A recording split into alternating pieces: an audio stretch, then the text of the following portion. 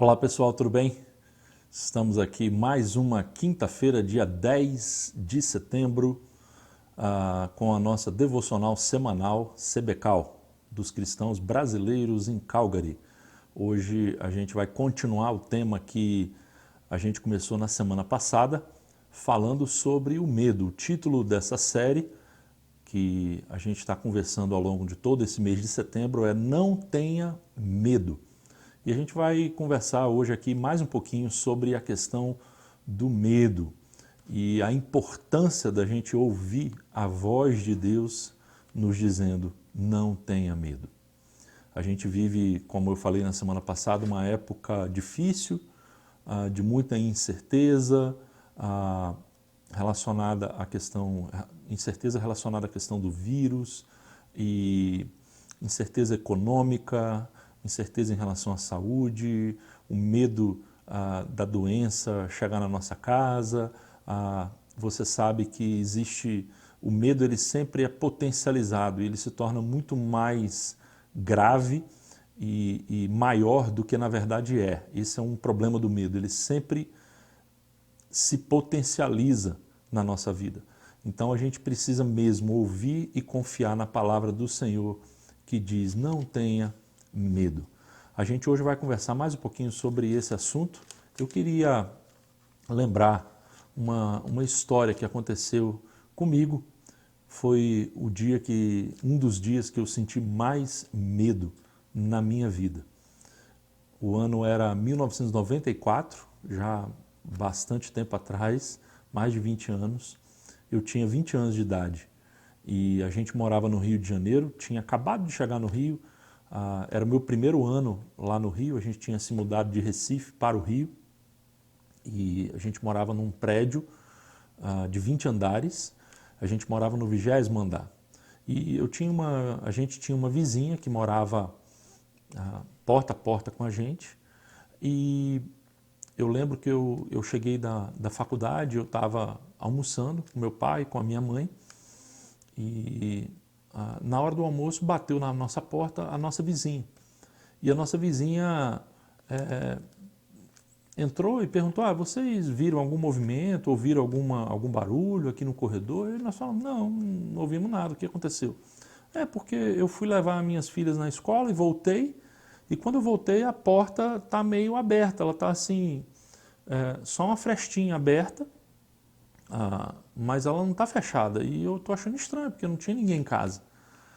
E aí a gente falou: não, tudo bem, vamos lá para a gente ver o que aconteceu. Aí fomos eu, meu pai, minha mãe, nós fomos ali no apartamento dela para ver se tinha alguma coisa errada. Quando nós entramos dentro do apartamento, na sala, naquele mesmo momento veio um cara lá de dentro com um revólver apontado para nós e ele muito nervoso disse: olha só, não fala nada, não grita, não faz nenhum barulho, porque se vocês fizerem eu vou estourar os seus miolos, e apontando assim a arma para a nossa cabeça.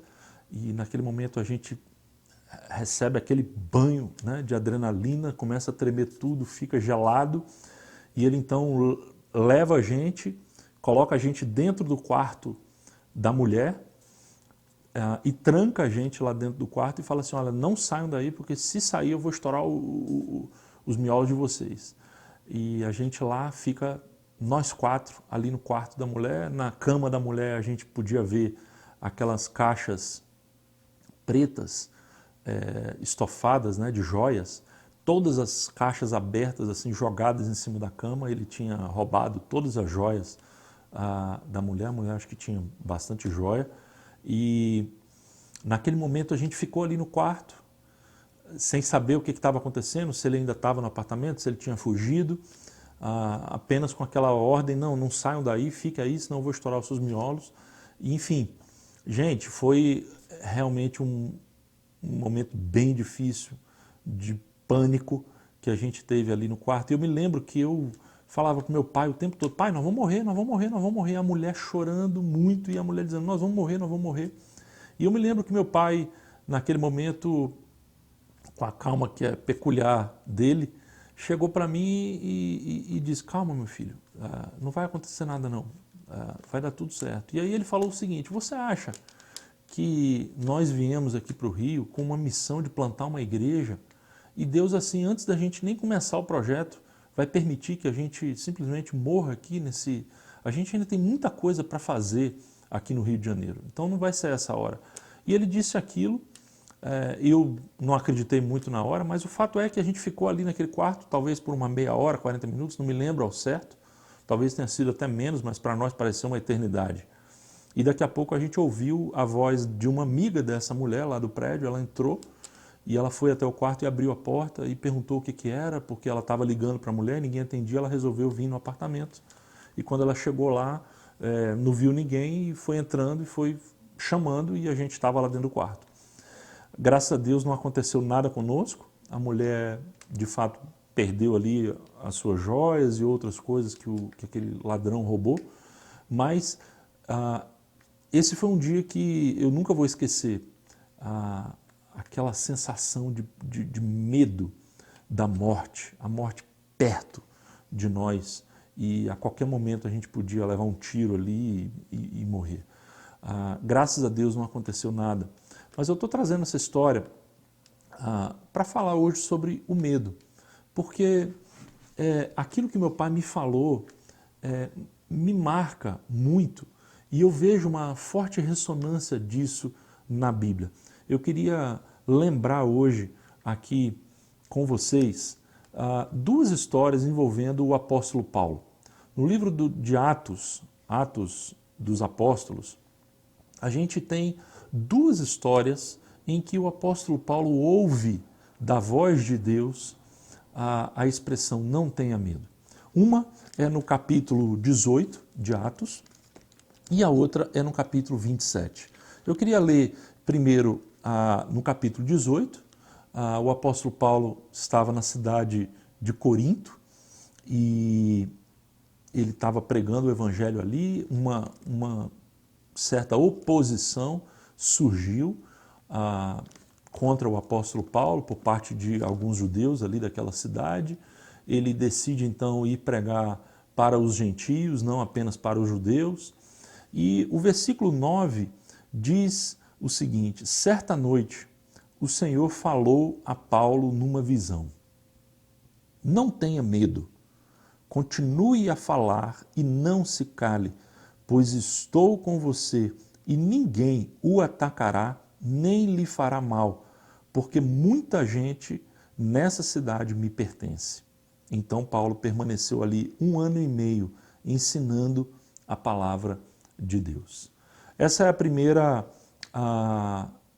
vez em que a expressão não tenha medo aparece aqui no livro de Atos para o apóstolo Paulo.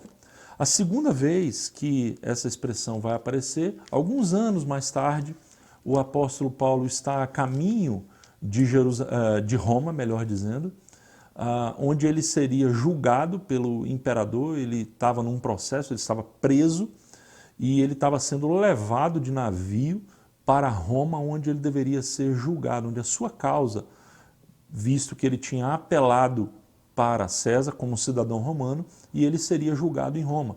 Ele estava naquele navio, então, e o texto diz que uma grande tempestade surgiu ali naquela viagem. E no capítulo 27, a partir do versículo 20, eu queria ler então o que acontece. O texto diz então o seguinte, Atos 27, 20. A tempestade terrível prosseguiu por muitos dias, escondendo o sol e as estrelas, até que perdemos todas as esperanças. Fazia tempo que ninguém comia. Por fim, Paulo reuniu a tripulação e disse: os senhores deveriam ter me dado ouvidos no princípio e não ter deixado Bons Portos, era o nome do lugar de onde eles tinham vindo. Teriam evitado todo este prejuízo e esta perda. Mas tenham bom ânimo, o navio afundará, mas nenhum de vocês perderá a vida. Pois ontem à noite um anjo de Deus, do Deus a quem pertenço e sirvo, se pôs ao meu lado e disse: não tenha medo, Paulo. É preciso que você compareça diante de César, e Deus, em sua bondade, concedeu proteção a todos que navegam com você. Portanto, tenham bom ânimo, creiam em Deus, tudo ocorrerá exatamente como ele disse. É necessário, porém, que sejamos impulsionados para uma ilha. Essas duas passagens são muito parecidas, porque nas duas passagens a gente ouve a expressão não tenha medo. E eu aprendo aqui, lembrando da minha história lá no Rio de Janeiro, pelo menos 3 princípios que podem nos ajudar a lidar com essa questão do medo a partir dessas histórias. A primeira delas, o primeiro princípio é que todos nós precisamos de encorajamento. Todos nós precisamos de encorajamento. A gente vê que o apóstolo Paulo era um homem forte. Paulo tinha uma liderança forte. Paulo tinha uma convicção forte. Paulo era um homem determinado, destemido, um homem firme nos seus propósitos. Mesmo antes de se converter a Cristo, o apóstolo Paulo era esse homem forte. No entanto, em alguns momentos da vida de Paulo, nós percebemos que ele era forte, mas ele era humano.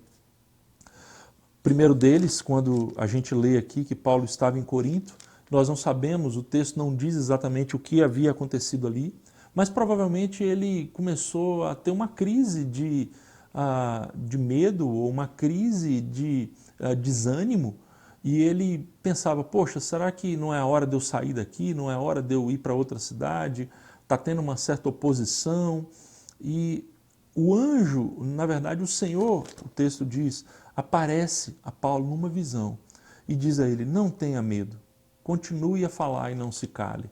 Ou seja, até mesmo o apóstolo Paulo, esse homem forte, ele precisou ouvir do Senhor, não tenha medo.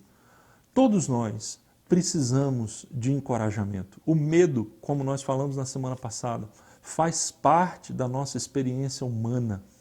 Desde que o pecado entrou no mundo, a gente tem a experiência do medo como uma experiência do cotidiano. É natural, nesse mundo corrompido e caído, contaminado pelo pecado, que a gente sinta, de fato, medo.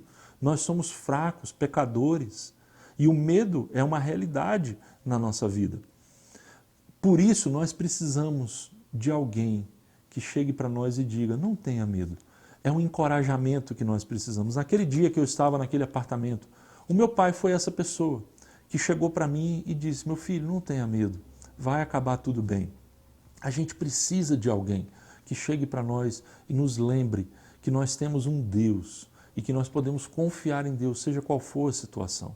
Todos nós precisamos. No capítulo 27, o apóstolo Paulo, da mesma maneira, passa por uma situação difícil. O texto diz aqui, provavelmente Lucas escrevendo, e ele diz, olha, nós chegamos a um ponto, a tempestade era tão severa e tão longa, já durava tantos dias que nós chegamos a um ponto de perdermos todas as esperanças.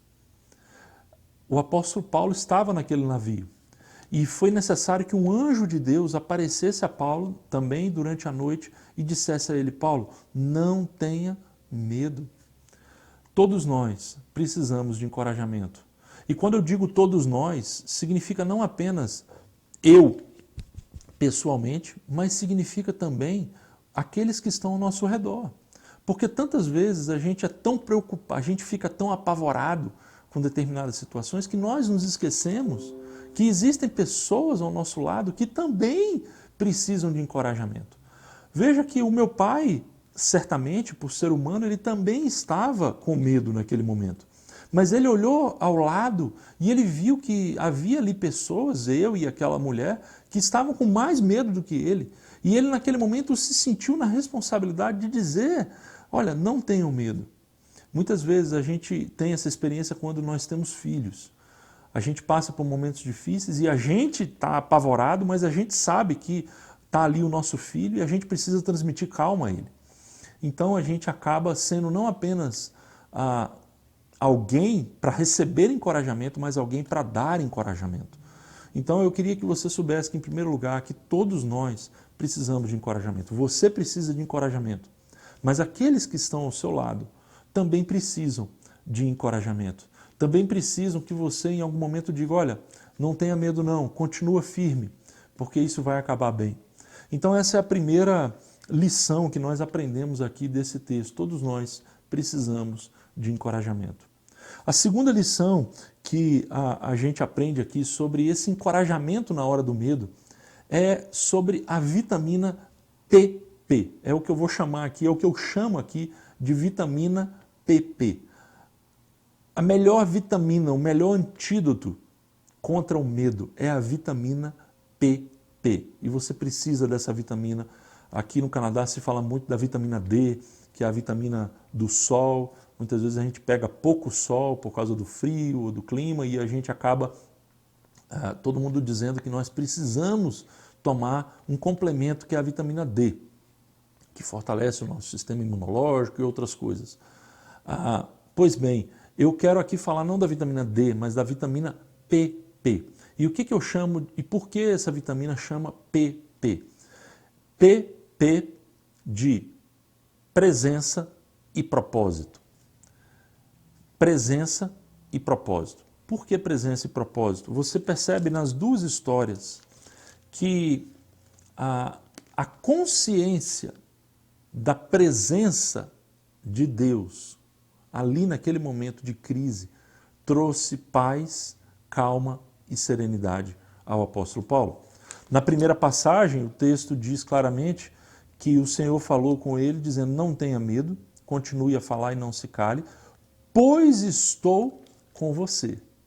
Ou seja, a consciência da presença de Deus. E na segunda passagem, o anjo de Deus, a quem pertenço e sirvo, o texto diz, se pôs ao meu lado. Ou seja, Deus presente ali com Paulo. Você lembra certamente do Salmo 23, que diz, ainda que eu ande pelo vale da sombra da morte, não temerei mal algum. Por quê? Por que eu não temerei mal algum? Porque tu estás comigo. Várias vezes no Antigo Testamento, quando Deus dava uma determinada missão a alguém, ele sempre dizia, não temas, porque eu sou contigo. Eu sou aquele que te fortalece.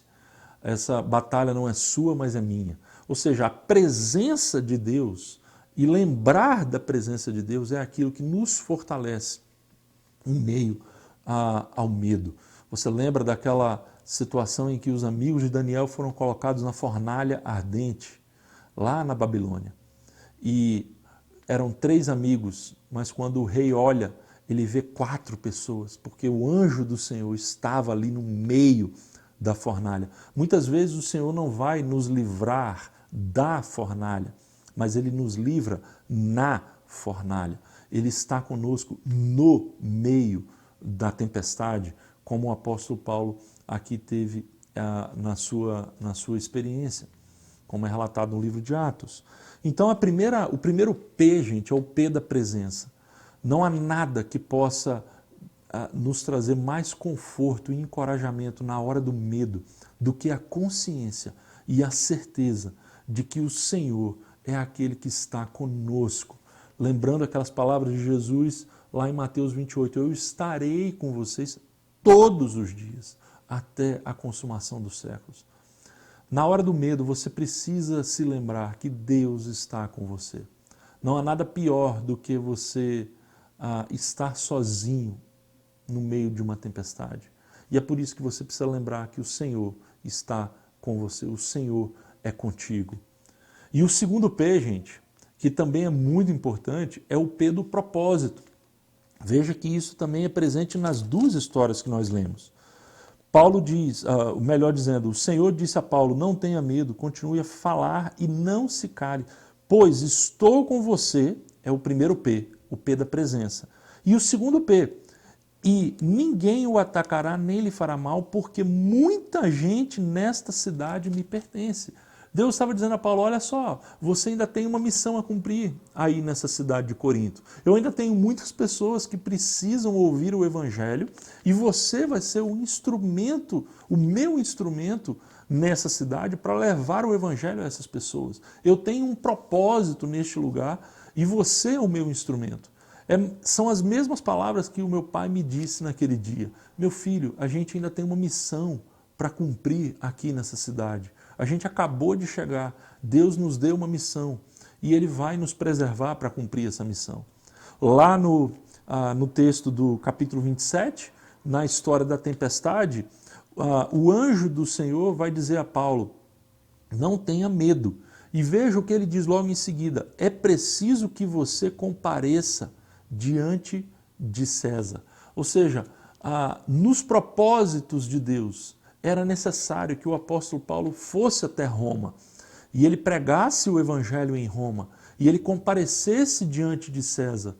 Deus tinha esse propósito para a vida de Paulo e aquela tempestade não iria simplesmente destruir os propósitos de Deus. Quando a gente enfrenta uma crise, uma tempestade, um perigo, um grande desafio pela frente, a gente precisa se lembrar que Deus tem um propósito na nossa vida, que o propósito dele se cumpre e que os perigos não vão interromper os propósitos de Deus. Se Deus te chamou para algo, confia que ele vai preservar você e vai capacitar você. A gente muitas vezes enfrenta o medo diante de grandes desafios. Às vezes você recebe um grande desafio, você recebe a proposta talvez de um novo trabalho ou de uma mudança de vida, ou até mesmo quando você recebe aquela notícia aí, eu estou grávida ou estamos grávidos, e de repente você fica com aquela sensação, nossa, e agora? Isso é um grande desafio. E veja, a gente precisa confiar que Deus não apenas está conosco, mas que Deus tem um propósito na nossa vida. E, gente, o maior propósito não é necessariamente a nossa preservação pessoal, não é a preservação do nosso conforto, não é a preservação da nossa saúde. Muitas vezes o propósito de Deus se revela no meio do sofrimento, no meio da perda, no meio da morte, no meio do perigo. É muitas vezes ali que nós glorificamos a Deus de maneira que Ele seja exaltado ainda mais do que quando a gente está numa situação de tranquilidade. Então, quando você tem a consciência, em primeiro lugar, da presença de Deus com você, e em segundo lugar, a consciência de que a coisa mais importante, o maior propósito que existe na sua vida, não é o seu conforto pessoal, mas é glorificar a Deus. Você então enfrenta o medo com essa vitamina, a vitamina PP, a vitamina da presença de Deus com você e a vitamina do propósito de Deus na sua vida. Por isso a gente precisa se perguntar qual é o seu propósito? Qual é o seu propósito de vida? O que você almeja na vida? Será que os seus propósitos de vida estão alinhados com os propósitos de Deus na sua vida? Existe uma coisa que eu tenho muita resistência, quando geralmente no dia em que alguém faz aniversário, a gente vê lá nos grupos, às vezes que a gente faz parte do WhatsApp, ou quando a gente está numa festa de aniversário e alguém vai fazer uma oração, ou alguém manda uma mensagem no WhatsApp, diz assim, tenha um feliz aniversário e que Deus realize todos os seus sonhos. Eu fico gelado, começo a suar, porque eu fico imaginando o que seria de mim se Deus realizasse todos os meus desejos. Eu estaria perdido. Porque, gente, a questão não é se Deus vai realizar os meus desejos. A questão é se os meus desejos estarão alinhados com os desejos de Deus. Se o meu propósito está alinhado com o propósito de Deus na minha vida. Muitas vezes o medo toma conta da nossa vida porque a gente age de maneira independente e a gente coloca propósitos e alvos na nossa vida que não são aqueles alvos e propósitos de Deus e principalmente não visam glorificar o nome de Deus, mas visam apenas glorificar o nosso próprio nome. Por isso, pense nessa vitamina. A melhor vitamina que você pode tomar contra o medo é a vitamina PP, a vitamina da certeza da presença de Deus com você e a vitamina da certeza do propósito de Deus sendo realizado na sua vida. E a terceira lição que eu vejo nessas duas passagens, né? Você lembra, a primeira, todos nós precisamos de encorajamento. A segunda lição, o melhor encorajamento vem da vitamina PP, presença e propósito. E a terceira lição que eu gostaria de trazer para vocês para terminar essa rápida devocional é a lição de que a provisão de Deus não exclui a nossa prevenção humana. A provisão não exclui a prevenção. É muito interessante que a gente vê nessa história da tempestade que o anjo do Senhor disse claramente a Paulo, olha, eu vou preservar a sua vida, e o texto diz lá que Deus em sua bondade concedeu proteção a todos que navegam com você, Paulo. Deus ia salvar todos, nenhuma vida iria se perder.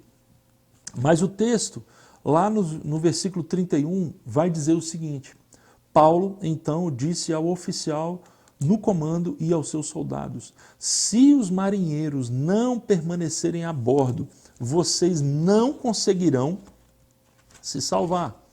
Então os soldados cortaram as cordas do barco salva-vidas e o deixaram à deriva. Enquanto amanhecia, Paulo insistiu que todos comessem.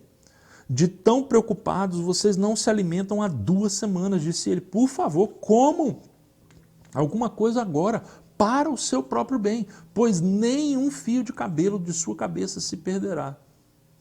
É interessante que Paulo está dizendo, olha só, Deus me disse que vai cuidar de nós. Deus me disse que nenhuma vida se perderá. Mas é necessário que vocês permaneçam a bordo, que vocês comam, senão vocês não vão se salvar. O que eu vejo aqui, gente, é um lindo paradoxo, e o paradoxo é diferente da contradição. O que eu vejo aqui é a provisão de Deus andando lado a lado com a prevenção humana.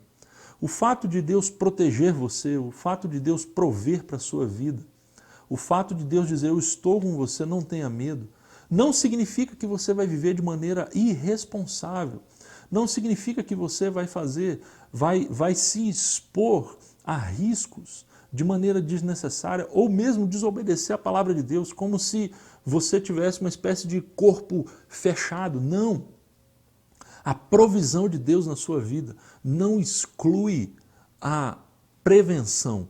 Quando Jesus fala lá no Sermão do Monte, olha, não andem ansiosos, confiem em Deus, olhem para os passarinhos, eles não trabalham, mas Deus provê para eles. E quando Jesus diz que eles não trabalham, não quer dizer que eles não fazem nada, porque os passarinhos, eles têm a provisão de Deus, mas eles voam, eles vão até as árvores, eles pegam o seu alimento. A provisão de Deus não pode ser desculpa para insensatez ou mesmo para preguiça. A provisão de Deus não é desculpa para você sentar e colocar Deus à prova. Jesus, quando foi tentado pelo diabo no deserto, o diabo tentou Jesus e disse, olha, se você é filho de Deus, se joga daí, desse pináculo do templo, e os anjos vão pegar você. E Jesus disse, olha, não tentarás o Senhor, o teu Deus. Muitas vezes a gente vive um estilo de vida ou toma decisões na nossa vida irresponsáveis, de maneira tola, de maneira ingênua, esperando que Deus simplesmente nos proteja. É aquela pessoa que fala, Senhor, me abençoa nessa prova, mas ele não estuda nada. E ele espera que na hora ele vai receber um dom de revelação para poder fazer a prova. Não. Deus é aquele que provê. Deus é aquele que diz, não tenha medo. Mas ele nos dá os recursos. Ele nos dá uma inteligência. Ele nos dá bom senso para que a gente o obedeça, para que a gente o sirva, para que a gente siga os seus caminhos. Por isso é muito importante a gente entender, nesse caso do apóstolo Paulo, ele tinha a convicção de que nenhum daqueles marinheiros iriam se perder, mas ele foi prudente e ele disse, olha só, nenhum marinheiro pode sair do barco, é hora de trabalhar, é hora de nós nos unirmos aqui. Comam, não fiquem simplesmente desesperados, mas ao mesmo tempo façam o que estiver ao seu alcance. Então essas 3 lições são muito importantes, a gente tira essas 3 lições dessas 2 histórias envolvendo o apóstolo Paulo. A primeira delas é que, assim como o apóstolo Paulo, naquele momento de crise, de desânimo, todos nós precisamos de encorajamento. Essa é uma verdade. Não apenas você que está aí me ouvindo, mas pense naqueles que estão ao seu redor. eles também precisam de encorajamento. E você pode ser alguém que vai levar e trazer esse encorajamento a eles. Segunda verdade que a gente aprende aqui é que o melhor encorajamento vem da vitamina PP, a consciência da presença de Deus conosco e a consciência de que nós estamos dentro do propósito de Deus na nossa vida. E em terceiro e último lugar, a gente tem a terceira verdade que diz que a provisão não exclui a prevenção. Vamos confiar em Deus, mas vamos ser prudentes ao mesmo tempo. Não porque confiamos em nós mesmos, mas justamente porque confiamos em Deus, temos que obedecê-lo. Que Deus possa abençoar você, a sua vida. Eu queria fazer uma oração terminando essa reflexão, pedindo por você que talvez esteja enfrentando um momento difícil, talvez esteja no meio, como o apóstolo Paulo, de uma tempestade na sua vida, ou talvez enfrentando a perda ou uma doença grave, ou uma dificuldade financeira terrível, ou mesmo uma crise de fé. Esse é o momento que você precisa, e eu estou aqui para dizer para você hoje, não tenha medo. Quem sabe essa é a voz de Deus para você neste momento, não tenha medo. Tudo vai ficar bem, porque Jesus está conosco e porque o propósito dele na nossa vida precisa ser realizado. Vamos orar? Senhor, muito obrigado por essa palavra, por esse exemplo maravilhoso que nós encontramos aqui no livro de Atos, duas ocasiões em que o grande apóstolo Paulo, aquele que fez tantas coisas, aquele homem determinado, destemido, aquele momento em que ele chegou e sentiu fraco e ele precisou de encorajamento. Muito obrigado, Pai, porque ele aqui se torna um exemplo para nós. Cada um de nós também enfrenta dias difíceis, lutas, medo. Muitas vezes a gente enfrenta tempestades, momentos de incerteza diante de grandes desafios. Talvez alguns daqueles que estão nos ouvindo e acompanhando essa devocional hoje estão enfrentando esse momento difícil.